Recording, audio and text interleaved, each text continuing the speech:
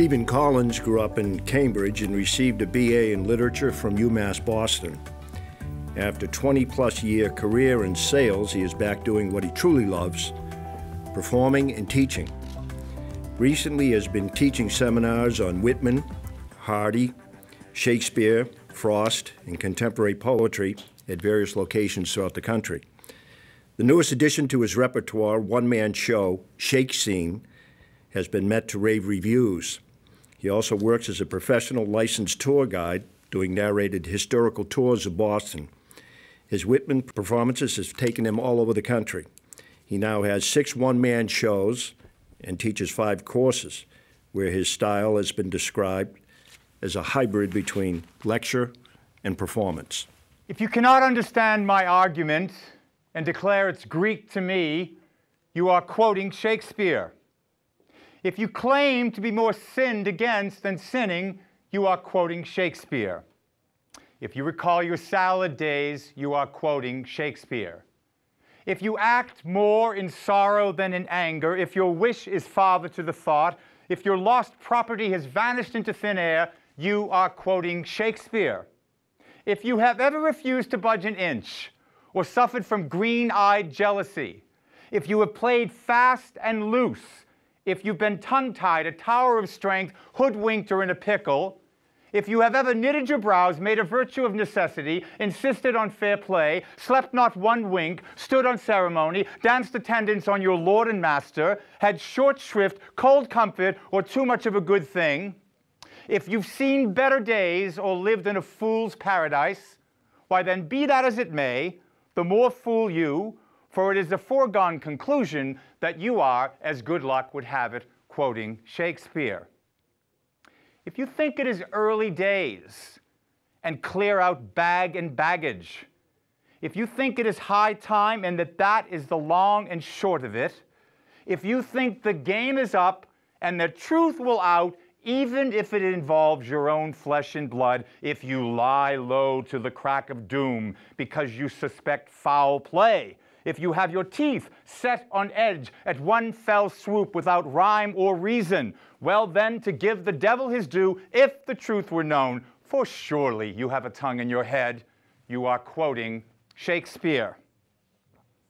Even if you bid me good riddance, if you send me packing, if you wish I were dead as a doornail, if you think I'm a laughing stock, bloody-minded, a blinking idiot, well then, by Jove, oh Lord, tut tut, what the dickens, for goodness sake, but me no buts, for it is all one to me, you are quoting Shakespeare.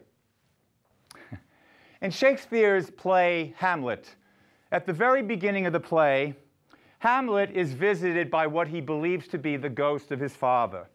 The ghost tells him in rather grisly detail about his murder by his brother Claudius. To compound and make matters worse, Hamlet's mother Gertrude has married Claudius. Now Hamlet wants to take his revenge, but he wants to make absolutely certain that Claudius is guilty. So he sets in motion what has come to be known as the mousetrap, or the play within the play, wherein he will catch the conscience of the king. Now, a group of traveling players is coming to Elsinore to perform a play called The Murder of Gonzago. Hamlet gives them a scene depicting his father's death. So Hamlet is heavily invested that these players do a creditable job of acting. So he advises them in a speech that has come to be known as Hamlet's advice to the players. Speak the speech, I pray you, as I pronounced it to you trippingly on the tongue. But if you mouth it as some of your players do, I had as lief the town crier spoke my lines. Nor do not saw the air too much with your hand thus, but use all gently. For in the very torrent, tempest, and as I may say, whirlwind of your passion, you must acquire and beget a temperance that may give it smoothness. Oh, it offends me to the soul to hear a robustious, periwig-pated fellow tear a passion to tatters, to very rags to split the ears of the groundlings, who, for the most part, are capable of nothing but inexplicable dumb shows and noise. I would have such a fellow whipped for o'erdoing termagant. It out-Herods Herod, pray you avoid it. Be not too tame neither, but let your own discretion be your tutor.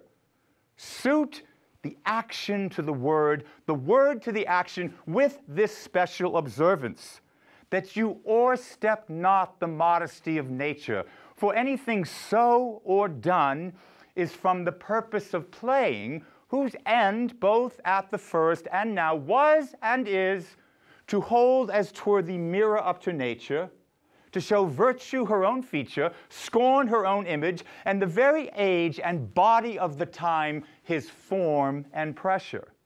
Now this o'erdone, or come tardy off, though it make the unskilful laugh, cannot but make the judicious grieve, the censure of the which one must, in your allowance, overweigh a whole theatre of others. Oh, I have seen players play, and heard others praise, not to speak it profanely, that having neither the accent of Christian, nor the gait of Christian pagan or man, have so strutted and bellowed, I had thought some of nature's journeymen had made men, and not made them well. They imitated humanity so abominably. And let those that play your clowns speak no more than is set down for them, for there be of them that will themselves laugh, to set upon some quantity of barren spectators to laugh also, though in the meantime some important question of the play be then to be considered. That's monstrous. Shows a pitiful lack of understanding in those who undertake it. Go, make ready. If William Shakespeare had never written a single play, he would still be famous in the annals of English literature for his composition of 154 sonnets. Now, much has been written about the sonnets. To whom are they addressed? Some people believe that the early sonnets were addressed to the fair youth who was the Earl of Southampton, Henry Wriothesley. Others believe the latter sonnets were addressed to the dark lady, who many scholars believe was a woman named Emily Bassanos, whose father was a maker of classical instruments living at the Elizabethan court. What's important is that we have the 154 sonnets, and taken as a whole, they represent a profound meditation on time, aging, and flux. So I'd like to do for you tonight 3 of my most famous sonnets, well, my favorite sonnets, I should say, beginning with Sonnet 18. Shall I compare thee to a summer's day? Thou art more lovely and more temperate. Rough winds do shake the darling buds of May, and summer's lease hath all too short a date. Sometimes too hot the eye of heaven shines, and often is his gold complexion dimmed, and every fair from fair sometime declines by chance or nature's changing course untrimmed.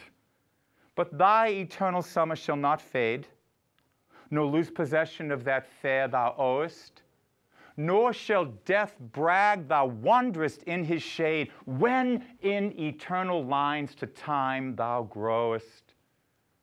So long as men can breathe, or eyes can see, so long lives this, and this gives life to thee. Sonnet 65. Since brass, nor stone, nor earth, nor boundless sea, but sad mortality o'ersways their power, how with this rage shall beauty hold a plea, whose action is no stronger than a flower? Oh, how shall summer's honey breath hold out against the wrackful siege of battering days, when rocks impregnable are not so stout, nor gates of steel so strong, but time decays. Oh, fearful meditation, where? Alack! Shall time's best jewel from time's chest lie hid? Or what strong hand can hold his swift foot back, or who his spoil of beauty can forbid? Oh, none, unless this miracle have might, that in black ink my love may still shine bright. Now, back in Shakespeare's time, everybody but everybody was trying to write and compose sonnets. If you saw the wonderful movie Shakespeare in Love, that fact was brought home when the gondolier says, "Master Shakespeare, I have written some sonnets, and I'd like you to read them to tell me if you think they are worthy." And Joseph finds the actor playing Shakespeare rolls his eyes as if to say, "Oh my God, I'm going to have to read these god-awful bad sonnets." My favorite sonnet in the entire sequence is Sonnet 130. I think Shakespeare is poking fun at the notion that language can ever adequately describe our feelings, particularly our amorous feelings. I think he's also poking fun at himself. Sonnet 130. My mistress' eyes are nothing like the sun. Coral is far more red than her lips red. If snow be white, why then her breasts are dun. If hairs be wires, black wires grow on her head. I have seen roses damasked red and white, but no such roses see I in her cheeks. And in some perfumes is there more delight than in the breath that from my mistress reeks. I love to hear her speak. Yet well I know music hath a far more pleasing sound. I grant I never saw a goddess go. My mistress, when she walks, treads on the ground. And yet, by heaven, I think my love as rare as any she belie, with false compare. Thank you ever so much.